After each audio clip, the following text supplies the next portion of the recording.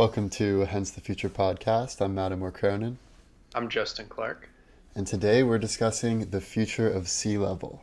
That means we'll explore whether your home is at risk for future flooding and how to check, why the sea is rising and by how much, the historic context for global sea level rise, why some coastal cities will be more affected than others, some solutions that have been proposed, and of course the worst case, best case, and most likely future scenarios. So to start, Justin, perhaps you can tell listeners how they can go online to find out if their home is at risk for future sea level rise. Yeah, so there's this cool nonprofit called Climate Central, and they build a whole bunch of tools and stuff, and they help quantify risk for individuals, individual addresses, cities, and so on.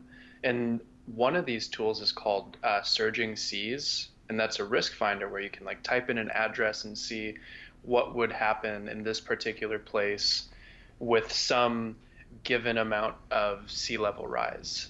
And one of the interesting things is New York City is actually at a much higher risk than a lot of other places, especially on Right. the West Coast, like Los Angeles, like Seattle, like all of these places are at less risk than New York City. And I just found that pretty interesting. And then you can type in your address and see, how at risk is your home in the future, and it kind of projects out a couple hundred years actually what'll happen in that address. So Yeah, I yeah. love that. That's definitely something our listeners should do, especially if you live in a coastal city. And it is interesting that you bring up that New York is actually experiencing 1.5x the amount of sea level rise as the global average. Hmm. So, one thing that I wasn't aware of before we started researching for this is how can the sea be rising more for some cities than for others? Isn't the sea just uniform all around the earth? And the answer is no, it's not Hmm. uniform. The ocean actually has its own topography, just like you would see a topographical map of the mountains. You can see the same sort of thing with the oceans. And so maybe we can talk a Hmm. little bit about why that is. And I'll give the Hmm. first reason, and then maybe you can add on to it. So the first Hmm. reason is gravity. Mass is attracted to other large, massive objects. And so when Hmm. you have ocean near a continent, which is supermassive, the water will actually be pulled in that direction. So it will be higher near a large continent than it would in just like the middle of the ocean away from any Hmm. sort of large land masses. And the same thing is true for ice sheets. So, right now in the Arctic, a lot of the water is actually being pulled towards those massive ice sheets. And because New York is in the Atlantic, like kind of close to the northern ice sheets of Greenland and the North Hmm. Arctic, that once all of that ice melts, not only is the water going to rise because the ice has melted, it's also going to be pulled away from the mass of the ice sheets as becomes less massive and more Hmm. towards the mass of the Atlantic coast where New York City is and New Hmm. Jersey and all these other at-risk areas. Yeah, that was a mind-blowing piece of information to me as well. Just I always think of the Earth as having a uniform mass, or I just really I never, you know, really thought about it that deeply, but it makes Hmm. sense, that there are different parts of the Earth that are a little bit um, heavier than others, and that, attracts water and other things to different places. And it's also important to note a couple things. One, the oceans themselves are dynamic. So there are currents that are flowing all throughout the seas, and there's this really common current that's flowing from the Antarctic up along the American East Coast, South America, and North Mm. America. The Great Gulf Stream. Yeah, and the one of the interesting things there is when the ice sheets melt, it's actually changing the density of the water, which is causing the currents to slow down. Hmm. So it's almost like the slowed currents and this gravitational effect and a couple of others that we can get into. The It's like a traffic jam. on the Yeah, it's just kind of 405. getting stuck and aggregating right there on the east coast of the US. Hmm. And that's, that's a huge issue as well. And Earth itself is dynamic. We have tectonic plates that are moving and shifting, and some places are rising, some places are falling. Like, and Right. that's kind of like the West Coast isn't as at as much of a risk for that reason. It's kind of rising. Right. So like the And Gulf of Mexico, for instance, is sort of sinking, uh-huh. but California, which is north of Mexico, is actually rising. Those tectonic plates are moving against each other. So it's I was happy to Hmm. see that for LA, I'm pretty much fine. I mean, some of the surf spots will change as, Malibu gets inundated, but the Palisades, Santa Monica, Hmm. LA, really the marina is like the only area that seems at risk. But Hmm. if you look at like Florida, for instance, Florida is totally screwed. I mean, they have, Miami is a very flat city. Hmm. And so even if you think like, oh, what is, you know, a 2 inch rise in global average sea levels or a 4 inch rise or a foot rise, Hmm. like how much of a difference is that really going to make?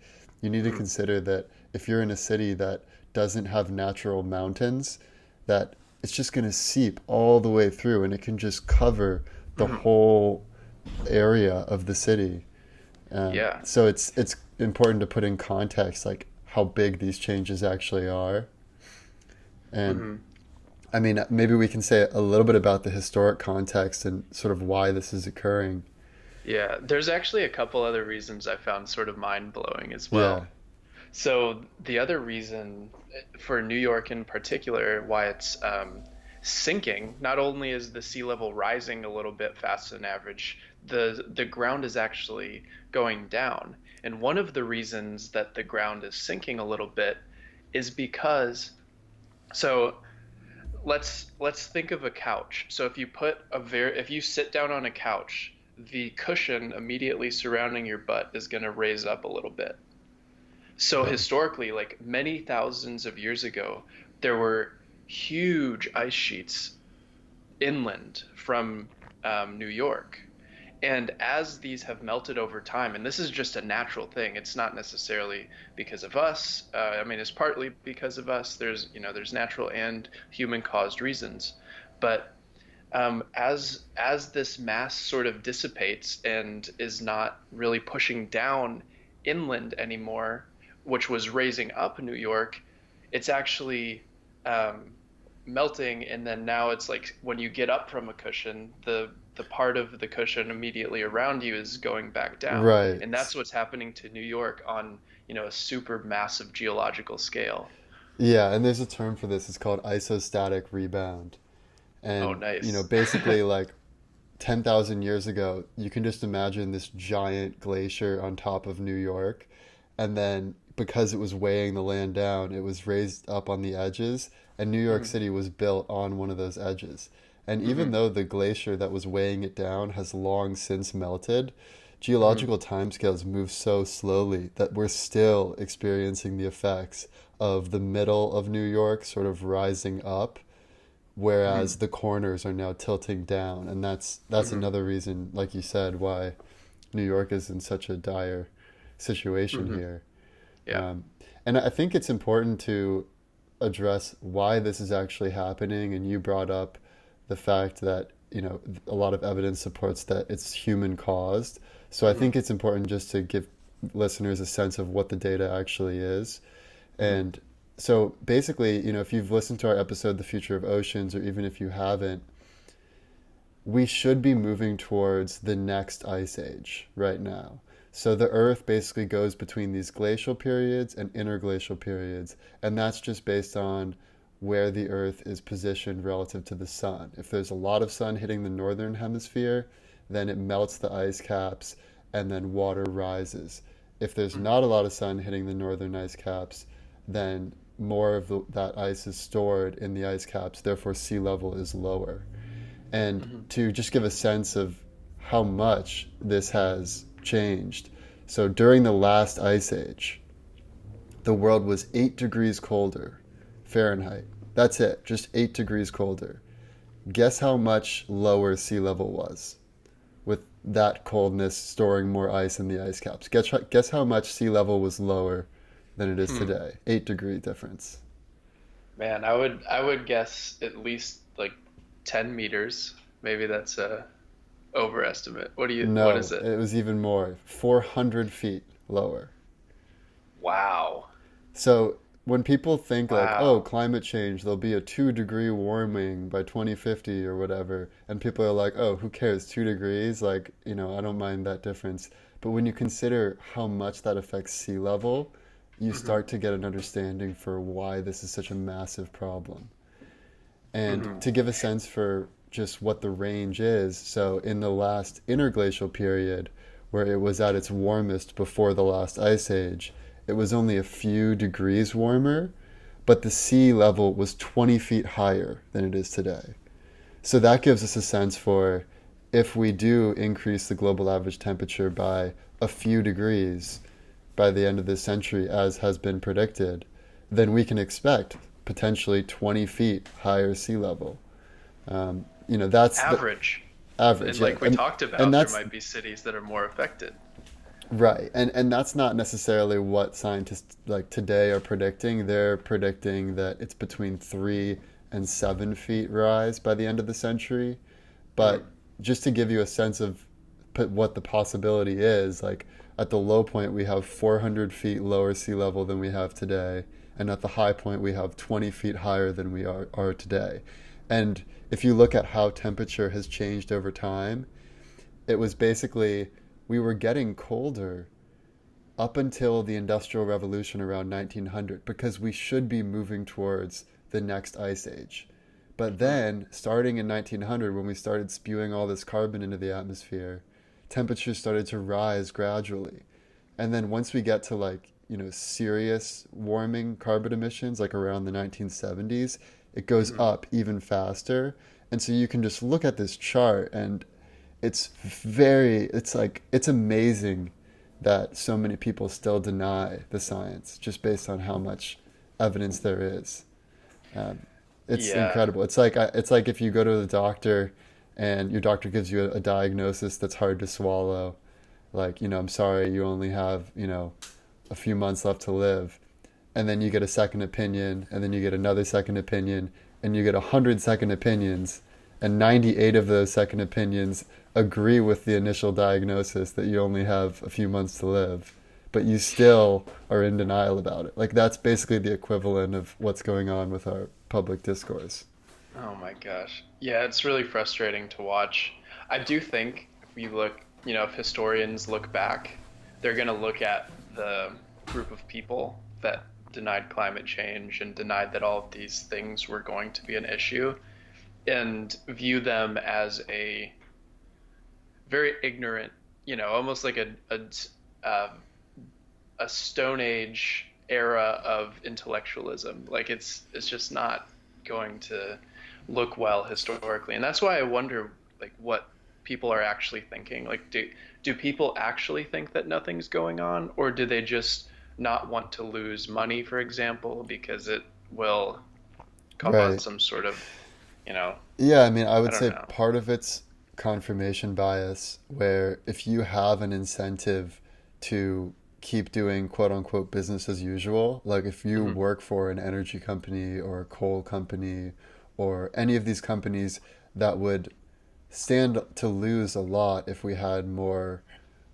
hardline, climate Hmm. laws and regulations, then you're just going to basically deny it for as long as you can. I mean, it's similar to how like public opinion shifted with the our attitudes towards tobacco and smoking, right? Like Hmm. if you go to the 1950s, people who think that tobacco can kill you would be extreme. So if you view like the Overton window, which is like the bell curve of public Hmm. opinion, the extremists on the far right of that curve think that smoking can kill you, whereas the typical opinion is that smoking is fine. But now fast Hmm. forward to 2019 and the typical opinion is that smoking can kill you and the extreme opinion is that smoking is totally fine. It's so Yeah. that Overton window, I hope, will shift with climate change. And I actually predict that it will shift once Hmm. there's enough people that know someone who's been affected by climate change and sea level. Like once it Yep. reaches the point where enough people know someone who's had lung cancer and they smoked their whole life, and then someone out like their brother didn't smoke and then they look fine and are healthy, the same Hmm. thing is going to happen with climate. And just the question is, how bad are we going to let it get Yeah. before that opinion window shifts? The thing is, there are already cities that are seeing the effects of sea level rise. Miami is number one. Like they see these storm surges all the time, and I mean, I wouldn't say all the time. I think it happens a handful of times a year at this point. But by 2100, it's going to be a lot of flooding in Miami, or even 2050. Right. And they're already taking action on this. I don't know if people are directly correlating it to, um, climate change, but what they are doing is they're raising the roads. Sometimes they're raising expensive parts of homes and buildings, such as HVAC and plumbing and stuff, to kind of get it above where the storm surge water levels would be. So that people are taking action, and you know,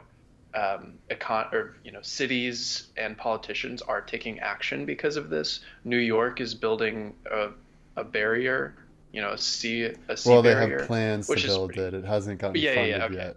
okay. Yeah. But yeah, there are people already planning to take action, and Right. that's good, I think. Yeah, I think about this quote that I heard from New York City Mayor Bill DeBlasio when he said that you won't find many climate deniers in New York after Hurricane Sandy. Hmm. And it's because it's just become undeniable. And like you said, there are major hurricanes happening multiple times a year, like every few months. And while that might not sound that terrible, consider the fact that for the last few hundred years, these types of hurricanes would only happen once in 100 years, which is why they'll term them 100-year storms, 100-year flood. But now Hmm. these, quote, 100-year floods are happening every few months.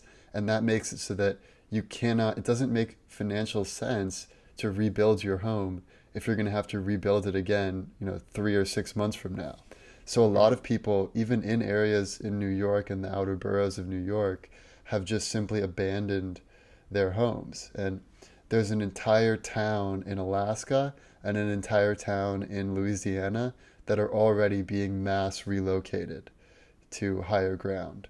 So this is something that's already begun. The climate migration movement has already Hmm. begun, even while people deny it. Politicians, there's like this awesome Our art. president. Yeah, but there's this awesome art piece. I forget if it was Banksy or who, but it was like politicians arguing about climate change while the sea level is like rising above them. It's like our cities are sinking and we're still arguing about whether or not it's man-made or if we should actually do something about it. It's Oh my just gosh. incredible. I'm Um, curious to hear the cities that you saw that are probably going to be the most affected by this. And, if any of them are taking action and, what does that mean? yeah, definitely. So, well, I'll start with the countries that are most at risk and then I'll say the cities. So, Okay. the countries that are most at risk are China, Bangladesh, India, Vietnam, Indonesia, and Thailand. So, you'll notice those are all in Asia. And there's actually a stat that says that 4 out of 5 people affected by sea level rise by 2050 will live in Asia or Southeast Asia. Wow. So that is the greatest of the effects. And later we should talk about what are the geopolitical considerations, especially given the U.S. and China and the spheres of influence and all that. But as far as the cities that are most affected, those are Dhaka, Guangzhou, Ho Chi Minh City, Hong Kong, Manila, Melbourne, Miami, New Orleans, New York, Rotterdam, Tokyo, and Venice. And so it's not just Asia. Well, China is seriously at risk. Just I'll put another stat to it that is pretty incredible. 641 of China's 645 largest cities are already affected by chronic flooding. Really? So this is like Wow. pretty much all of China's major cities experience chronic flooding right now, and it's only going to get worse. And a lot of that's just because China's not that high above sea level, and all their cities are most of their cities are coastal or right by deltas and rivers, Hmm. as civilizations tend to be. Hmm. But it's not just Asia. So more than 90 U.S. coastal cities are also experiencing chronic flooding, Hmm. which is expected to double by 2030. And three-quarters of all European cities will be affected by rising sea levels, especially the Netherlands, Spain, and Italy. And Hmm. Africa is expected to get hit hard as well because it's a developing urban area where there's a lot of makeshift settlements along the coast. So the Hmm. potential for disaster there is pretty huge. Hmm. So yeah, it's truly a global problem, although the worst of the effects are expected to occur in Asia. Um, Hmm. It's interesting to think of what that means. So, right now, India and China are two of the most polluting and least environmentally friendly countries in the world, which is directly causing some of these issues. mhm. So, in a way, that sort of gives me hope, right? It gives me hope that the ones that are most responsible for climate change are also going to be the most affected. So it aligns incentives a little bit, particularly with China. I know India isn't going to be as badly affected as China, but still, there's going to be some issues. Mumbai is right on the coast, and that's a huge city. I think it only has like 4% of India's population, but still, they're going to have to take some sort of action. And hopefully, that action is let's care about the environment. Let's take global action. Let's cooperate with countries across the world and do Right. something. Yeah, that's what I would certainly hope, and that is Hmm. part of what I'll talk about in my best case scenario. But Hmm. unfortunately, there are ways of mitigating the problem without helping the whole world. And Yeah, so maybe we should talk about some of the proposed solutions and like the yeah, pros and cons of those solutions. yeah. I mean, the first one is to build artificial, so basically have man-made structures that keep the sea out of, the cities. Right. And this Well, I is would say what the New first York is. one is just stop emitting carbon. Well, So that let's well, just yeah, start yeah. there. If we did that, okay, yeah, then we'd have a much easier situation on our hands. But Mhm. yeah, then the other solution would be building man-made Yeah, structures, yeah, structures around that, you know, that are doing. seawalls. Yeah, New York City, Jakarta is another one that's in Southeast Asia. And then kind of like I mentioned before, like another thing that you can do infrastructure wise is to raise homes, raise expensive appliances like the HVAC and plumbing, raise roads, and all of those things will be contributors to this. And there's several other things too. I'm curious if you saw some of the natural approaches to this, like how can we, Yeah, because I really prefer those approaches to like building big old concrete structures. right. Yeah, and part of what people need to realize with something like mitigating chronic flooding is that if your city is all concrete, there's nowhere for the water to go. It can't be absorbed anywhere other Mhm. than, if the city's above sea level, great, you can actually drain it into the sea. But for most of these cities, the whole problem is that they're not above sea level. The sea level is rising. So where are you Mhm. going to drain the water from your concrete if your water is at the same level or higher than the concrete? So by having natural barriers like marshland, that Mhm. allows the marsh to actually absorb some of the water.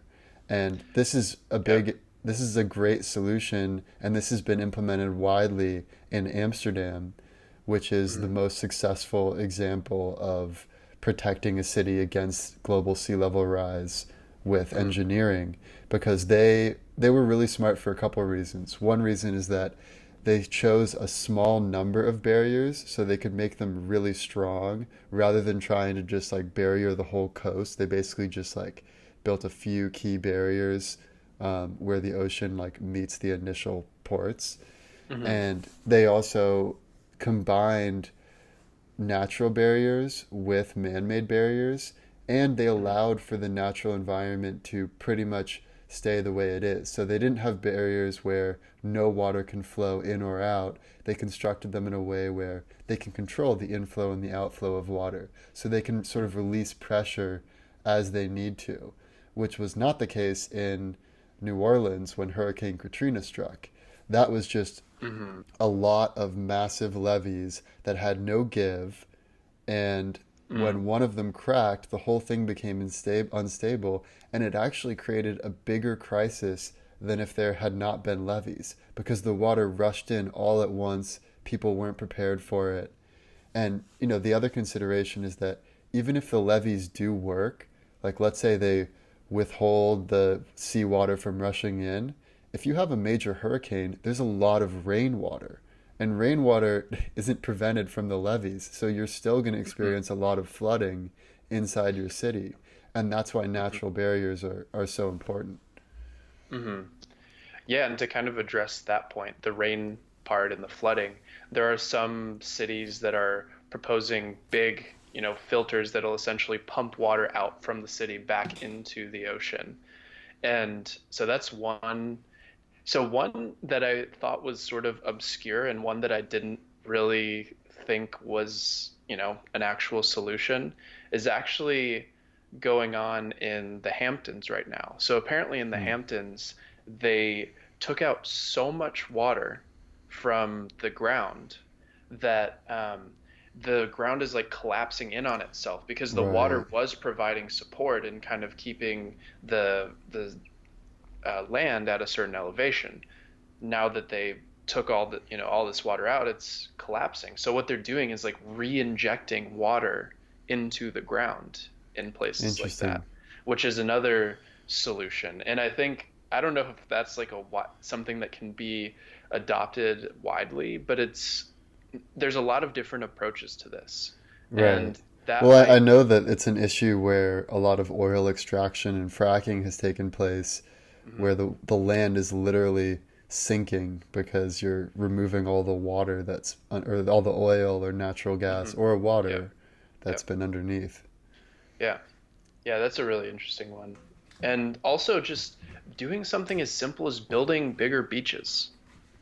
It creates a sort of barrier between the ocean and the land. And this wouldn't work for all cities, but it can work in some coastal cities to just have larger beaches. This is something thinking about, Los Angeles and all of the beaches near Santa Monica, Venice.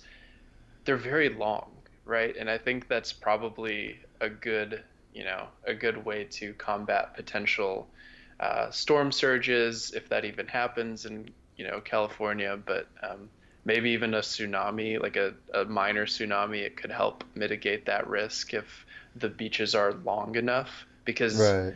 getting through the beach is going to be a huge hurdle for the water. So anyways, that's another natural solution that's probably the simplest thing to implement. Yeah, and that kind of reflects the solution that's been proposed for New York Hmm. that Bill DeBlasio proposed, which will cost 10 to 20 billion dollars if funded. Hasn't yet received federal funding, especially because Trump doesn't exactly love Bill de Blasio, or you know, New Yeah. York is suing him on multiple counts and all that. But, anyways, the plan is pretty brilliant if you look at it. There's some animations that visualize what it would look like, and it has a lot of natural barriers, like you're talking about.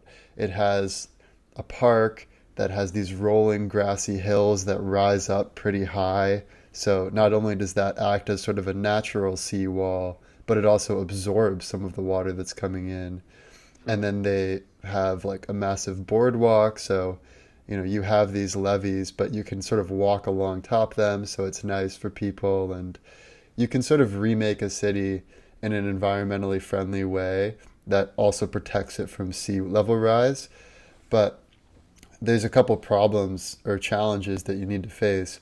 One is that sea level rise isn't something that is just going to get to a certain level and stop. Like we're going to have to continually increase the height of these natural or artificial barriers. Like for Mm. instance, just in 2018, the city of New Orleans spent $14 billion on upgrading their levees. The very next year, in 2019, a report came out that said that these barriers that they spent $14 billion building will be totally inadequate in the next 4 years, Oh my just given how gosh. much sea level is expected to rise and how much New Orleans is expected to sink as a city. So Jeez. that's a major issue. And then the other issue, other than that, you just have to keep upgrading them constantly, is that not all cities and not all countries can afford it. So yes, it makes sense to, spend maybe $20 billion to protect Lower Manhattan and Wall Street and all of the economic activity going on there. And, you know, we're wealthy enough that we can probably make that work. But a lot of these cities and countries in Asia, like Bangladesh and Vietnam and Ho Chi Minh City, and I mean, these are not wealthy places. And it's quite likely that they're going to either have to do a mass exodus to higher ground, or they're going to Hmm. have to sell their arm and their leg to China to get China's engineering and financial support. And what are the implications of that, right? So and then what are the I want to hear implications? you talk about that. Yeah. Yeah. So China has already started to respond to the threat of flooding and sea level rise. And they have a much greater ability to address it than, say, the US. Because in Hmm. the US, if you say, okay, all of the people living from here to here have to leave, right? Like it's too dangerous. The only way we really do that is like we'll offer enough money that those people who live there will agree to leave, Hmm. right? And that's actually happened in areas of like New York and New Jersey already, where they Hmm. offer higher than market value prices. But in China, they can just tell them to leave, like go leave. Like there's no major public blowback from making people move from one place to another. And Hmm. also, their engineering chops are just incredible. So, Yeah. China is famous for building these artificial islands in the South China Sea to exert their military force over the whole region. So it's quite within their capability to build major seawalls and other barriers as needed. But you know the question is, how will their neighbors fare, right? Yeah. And And how much extra pollution will occur because of all that construction. So one of my concerns is that they'll do enough safeguarding of their cities that China itself will be fine, but the global average temperatures and sea levels will continue to rise because they don't take a global stance on it. Like that would be a bad scenario. And then mm, because these other Asian countries are in such dire straits, it could be the case that they all need China's support, especially if America's not helping them out. And then China could seriously have control of the whole South China Sea and a lot of the countries there.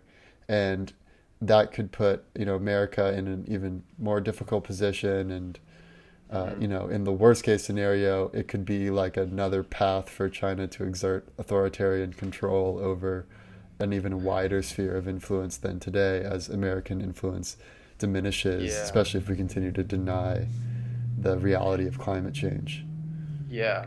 Now that makes me wonder if China actually, so it seems like China would actually be incentivized to not take action Possibly. if the goal was to exert power, like you said.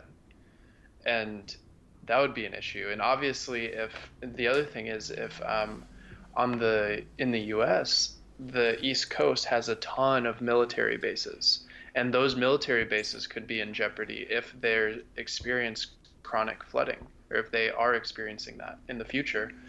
then they're going to have to move. And if we don't prepare adequately and things just a big storm comes through and floods these, then our defenses could be weakened for a little bit, and it could lead to our whole economy, or our whole structure as a nation, to sort of be weakened for a little bit, depending on how big the storm is, and also depending on who takes advantage of it. We could be in serious trouble if someone's like, "Oh, U.S. is very weakened right now. Let's take action. It's time for us to make our place in the world, whether that's a China or a Russia or something else." Um, Yeah, it's a that's little bit scary, and maybe I don't know if there's anything else you want to touch on, but maybe we get into the future scenarios now. Yeah, let's do it.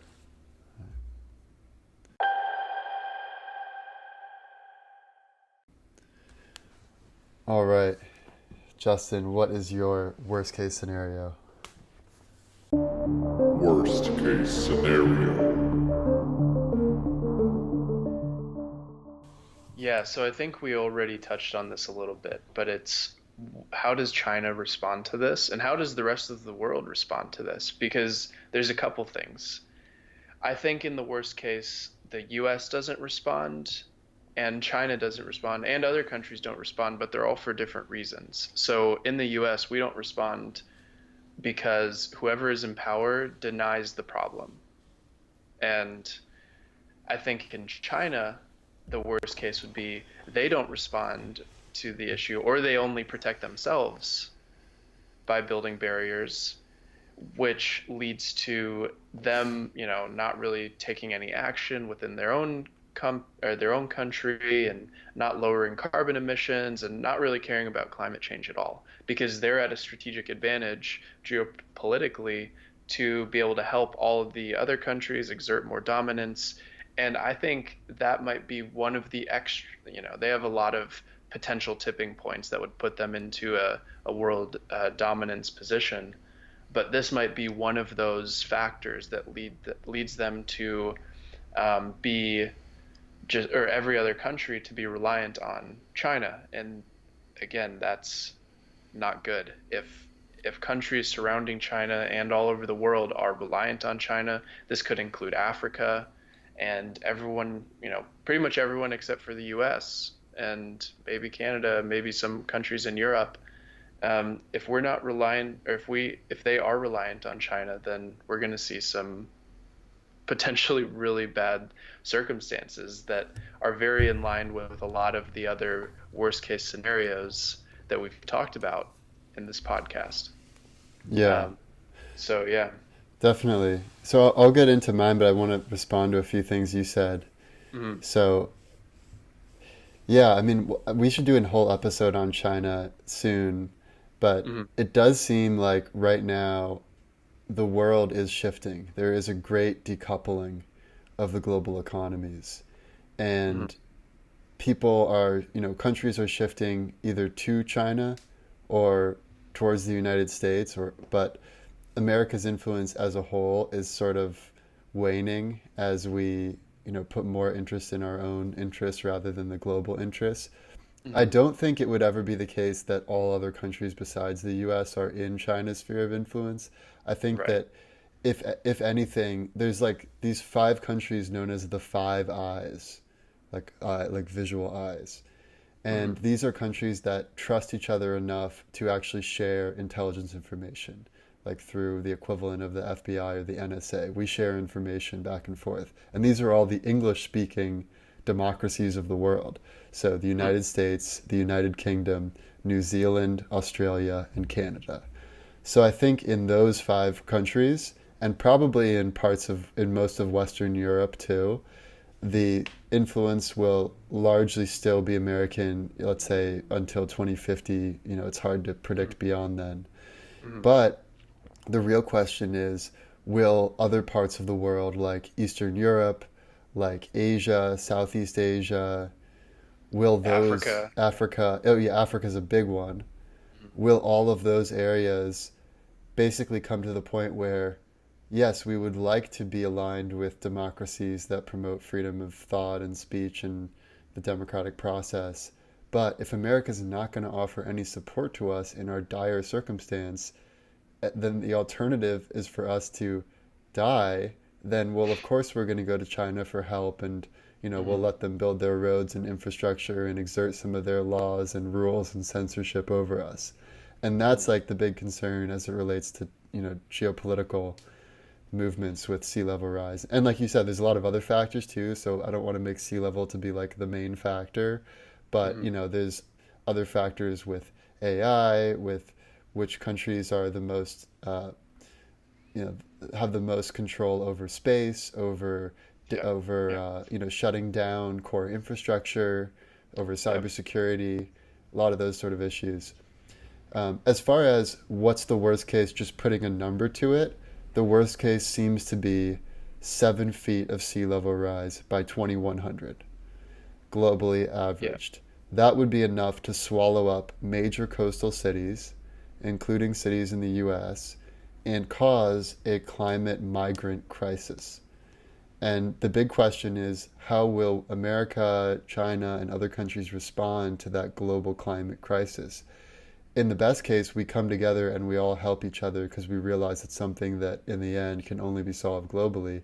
But in the worst case, it's something where we don't help each other, and it creates chaos and it creates more feelings of fear and nationalism. Hmm. And unfortunately, the current state of affairs is more in trending in that way with increasing nationalism. Hmm. It's worth noting that in all of history, there has never been a major war between two democracies. The major wars, like think of any world war or any major war you learned about in history class, they always involve at least one dictatorship or authoritarian regime or king or queen or whatever. You never have two major democracies fighting against each other. So if we're saying worst case, this is one of the trends that leads to a major world war. I'm not saying that's likely, but I'm just saying, like, you could imagine, for instance, a serious struggle over resources, like between Hmm. India and Pakistan, that Hmm. sparks a global conflict because you literally have people who are fighting over the amount of fresh water that's left, especially in the Kashmir region. So Yeah. that's what I would say for my worst case scenario. Yeah, and just to kind of add on that, there's so many other effects that climate change is causing. There's so many other things that can go wrong because of climate change. And yes, sea level is one of them, but also we've, the land around coasts are going to be unproductive. Even if it's not totally underwater, in the short term, they might be unproductive if there's too much flooding. And if that's the case, there needs to be a shift of, agriculture more inland. And the more the more that these resources shift around, then the more conflict there will be for these resources. And this could happen way sooner than 2100, Right. right? Even in the worst case sea level rise, the productive land is going to decrease, and that has economic implications and just social implications. What happens if New York actually is, experiencing chronic flooding? That's Right. one of the major economic capitals of the world. Yeah, and Dan Carlin from Hardcore History, in his new book, he talks about systems collapse as one of the Hmm. major triggers of the end of an empire. And Hmm. if you have enough of these problems where, let's say, the levees burst, so New York is flooded, the government doesn't provide enough relief, the economy is disrupted, farmland is no longer productive, people Hmm. start getting diseases, people start to lose confidence in the US dollar, people start to move elsewhere. If enough things go wrong, then it can reach a tipping point where the whole system sort of collapses. Hmm. And that's why in Children of Men, the movie you or the book, you have the former United States of America. That's basically what that future scenario is. Um, Hmm. So, yeah, again, I'm not saying that's likely, but it's also a little bit scary when you think about how inefficient, government bureaucracy is in America. And just looking at New Orleans as an example, this was like something that they could have built it well enough, like they did in Amsterdam, to protect the city. But the reality is that you have these politicians that only care about the next 4 years of, getting reelected. And so they'll pass the bill, they'll build the levees, whatever, but they don't really give a shit if the levees fail after they're out of office. And it's like you have this situation where we have very short-sighted thinking. People only care about what's directly relevant for them. And that's where I think a country like China is just way better positioned to protect themselves and, their sphere of influence than the US, unfortunately. Hmm. Yeah, I mean it's a big issue. Maybe let's lighten it up and talk about the best case scenario. Yeah. What do you think then? Best case scenario. So I'll start with the scientific predictions, which is that the best case is 1 to 2 feet of sea level rise by the end of the century. Hmm. So notice that it's not zero. There is no scenario where sea level does not rise. I mean, the best case is maybe like 40 centimeters of sea level rise by the end of the century. And even that has some serious implications. So it's a difficulty. But I think there is the possibility that people will come together, especially as younger people really start to care about this more and more. I mean, we've already seen the climate strikes and the movements worldwide. So as time goes on, as the old guard gets replaced by newer, younger generation of people, I believe public opinion will shift. And especially, like I said, with the concept of 1 degree of separation, where everyone knows someone who's had, in the 60s or 70s, everyone knew someone who was affected by smoking adversely. Similarly, by the year 2040, everyone will know someone who's been affected by climate change in some way. And once that happens, I believe there will be a tipping point and a shift in the public zeitgeist where we will start coming together. And even in places like China, I think the public and the youth movement, especially in Hong Kong, and we are seeing some positive trends in that direction, where if China doesn't take a global stance to help not just their own country from sea level coming in, but help the world from climate change as a whole, that could be really positive. And I mean, even just the fact of how successful the Hong Kong protest has been, and how a lot of countries are now sort of thinking about maybe decoupling from China altogether and creating a separate economic route, that may put enough pressure on China to actually become more democratic and allow for some more freedoms. And I could envision a scenario where China and the US both have leaders that want to solve climate change, and then we implement something like the Paris Accords on steroids, and we seriously are able to avoid the worst effects of sea level rise. We've done it before. We did it to restore the ozone. We outlawed, CFCs so that the ozone could be restored, at least partially. We did it in the 60s with all of these, aerosols and pollutants were killing our birds, and the book Silent Spring was written, and we were able to bring back the birds. And in LA in the 80s, there was way more pollution because there were no good regulations for car emissions. Now we have much better regulations, and LA is nowhere near as polluted as it was in the 80s and 90s. So this is something that can be fixed. It's not something that we should just wave our hands up and say, oh, well, it's, it's going to be shitty for our kids and our grandkids, but what am I supposed to do? It's inevitable. We shouldn't have that attitude. Even if it seems dire, America, or not just America, but human beings are capable of great things when we put our minds to it. So I actually think that the best case is not out of reach. and that we can come together to solve the worst of this issue and limit it to a foot of sea level rise by 2100, let's say.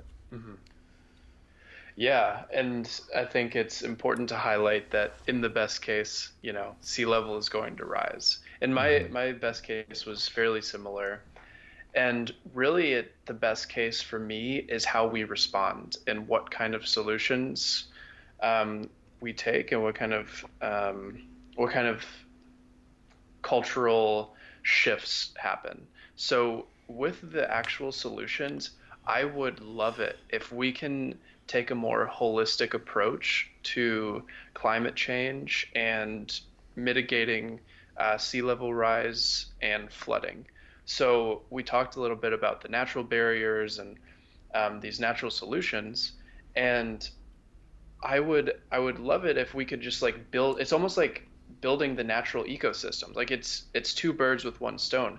And it also turns out that mangrove forests are amazing at capturing carbon. Like it's a double whammy. It's a more systemic approach to combating climate change. And the other thing that we can do is add redundancy to our systems, because there is climate change. There are going to be huge storms that maybe wipe out complete, hundreds, thousands, tens of thousands of acres in agricultural producing land, like maybe down in South America or maybe even in the Midwest.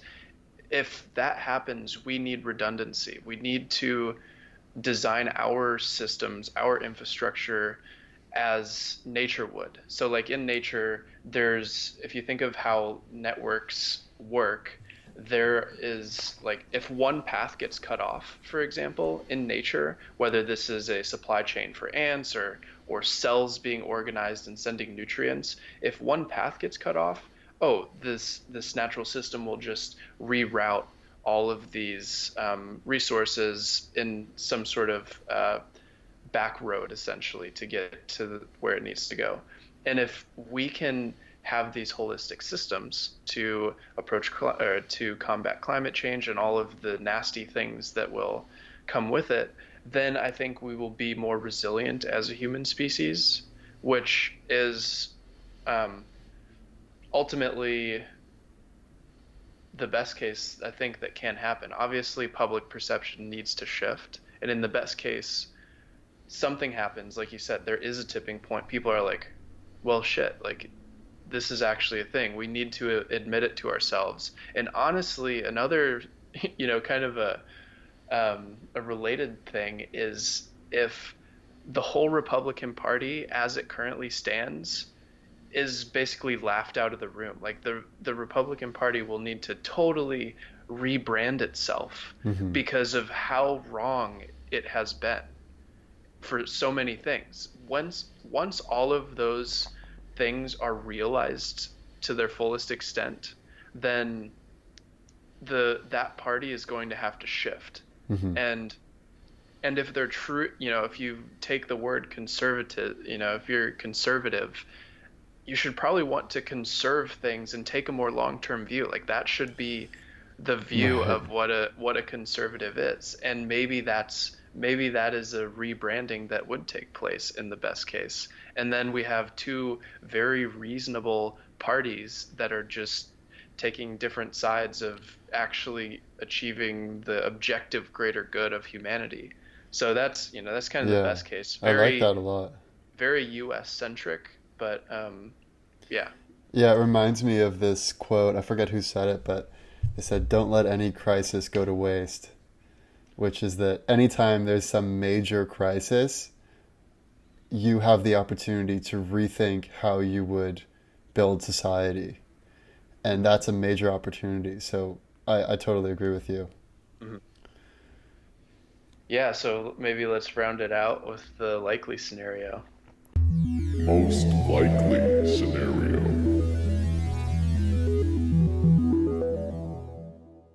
So the likely scenario is that temperatures globally will rise between 3 and 7 degrees Fahrenheit by 2100.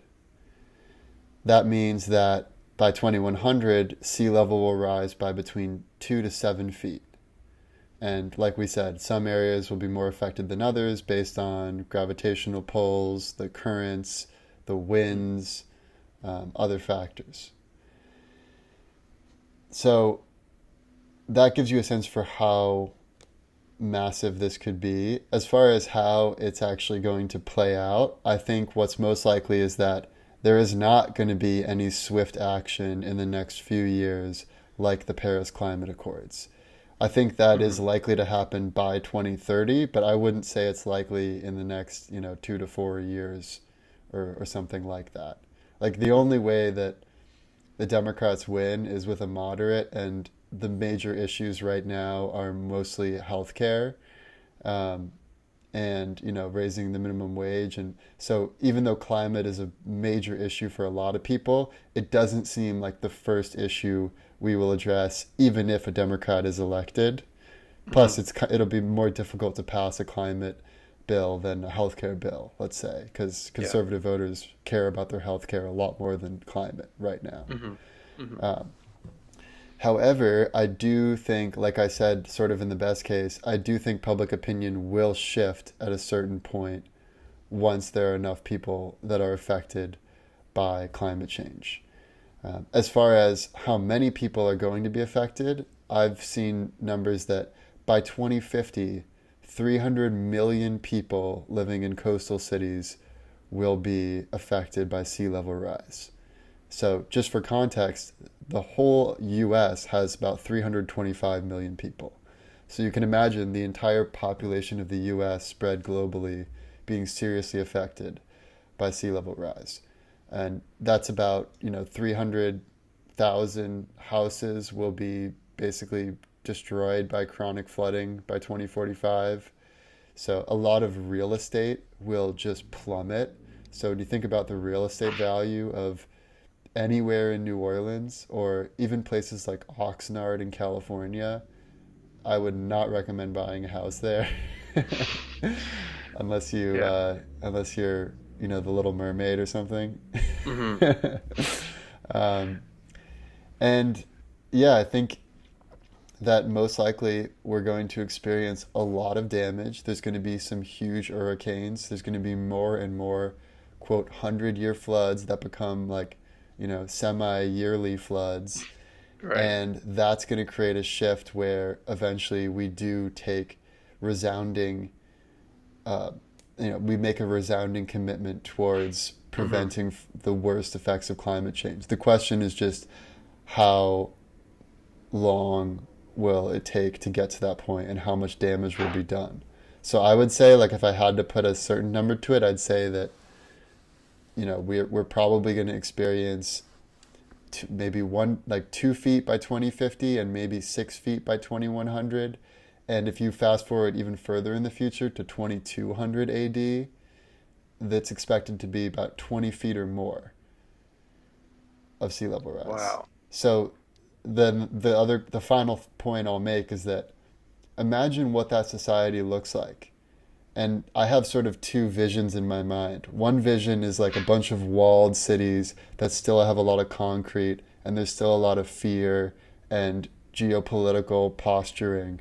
Another vision is one that's a more natural, open environment where we build our cities up with natural barriers. We've decided to tackle this globally.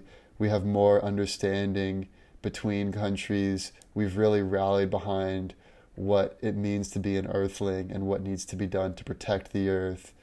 And honestly, I could see both scenarios. It's the most likely scenario is probably going to be somewhere in the middle. Yeah. Yeah, I'm totally with you. Now, I think you pretty much touched on most of the things that I was going to say, but yeah, really, my likely is it's probably somewhere in the middle. I think some countries are going to respond better than others, and maybe that's just because some countries have the means to respond. So, in the countries that don't have the means to respond, there's going to be some really big challenges. And I really think in the likely scenario, there are going to be countries that have, you know, there's going to be some really bad climate problems, and this might come in the form of refugees. This might come in the form of total economic destabilization if major economic centers are wiped out. And this could be through storms or through sea level rise, probably both, probably including a bunch of other factors. But I do think that there are places, particularly in the developed nations, maybe the Western developed nations, that will respond and change public opinion. Because really, the U.S. is like the last holdout. All the other major countries totally accept the fact that climate change is a thing, and that everyone needs to kind of work together on this. We're the last, or not the last, but we're one of the last countries to really take action as a nation. Mm-hmm. But as public perception shifts, as more of the issues are seen around the world, then I really think that there's a certain view that's going to be on the wrong side of history, and that view is that climate change doesn't exist and that it's a hoax, or that it just doesn't matter. Because some people think that, okay, sure, there are some environmental issues, but I'd rather make money. Like, I think looking back on this time, people are going to realize that those people were really just like selfish assholes. Willfully ignorant. Yeah, or willfully ignorant. It depends on, what the case is, because some people consciously ignore the effects, and they know the effects, but it'll put a dent in the bottom line. And some companies act this way. So yeah, I think that once that kind of stuff comes to light, there will be a complete public shift, and even the US will take action as a whole, and it'll be a bipartisan issue.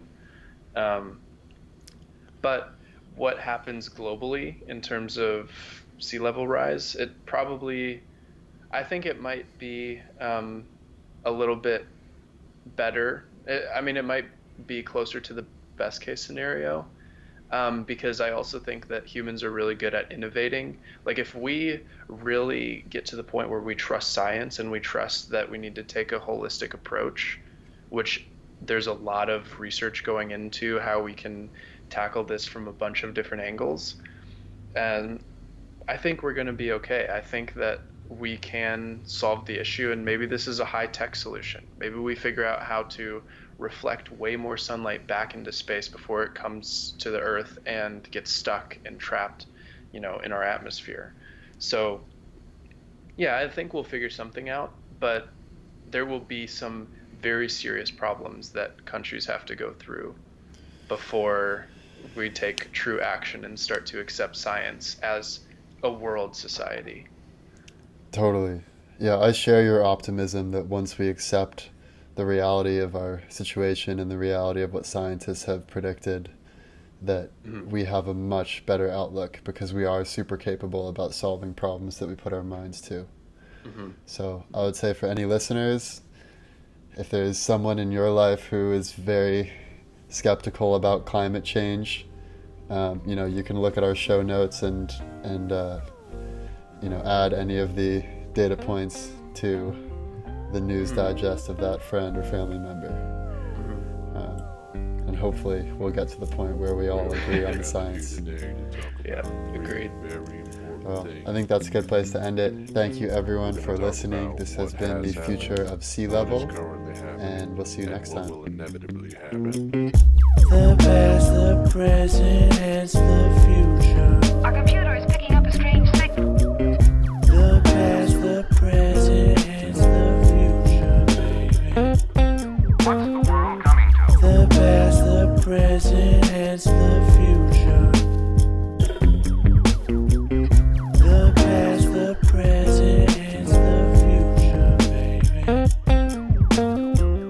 The past, the present, and the future. Will attempt to stimulate consciousness.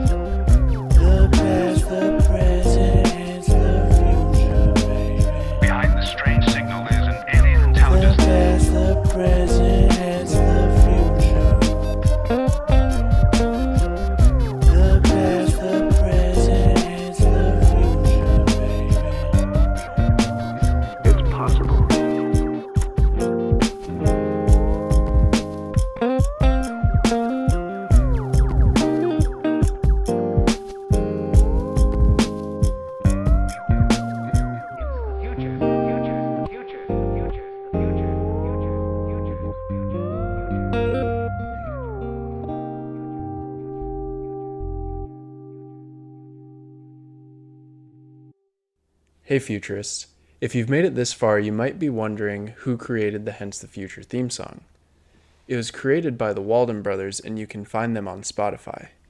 The Walden Brothers also produced the sound bites for the worst case, the best case, and the most likely future scenarios. At Hence the Future, we're always looking for ways to improve the quality of our episodes and our predictions. To that end, we're building a team of researchers to curate the most authoritative and highly vetted sources as the foundation for every episode. If you'd like to support these efforts, you can donate a small monthly amount at anchor.fm/hencethefuture. And if you haven't done so already, please rate and review the podcast on iTunes or wherever you listen to podcasts. We appreciate your support.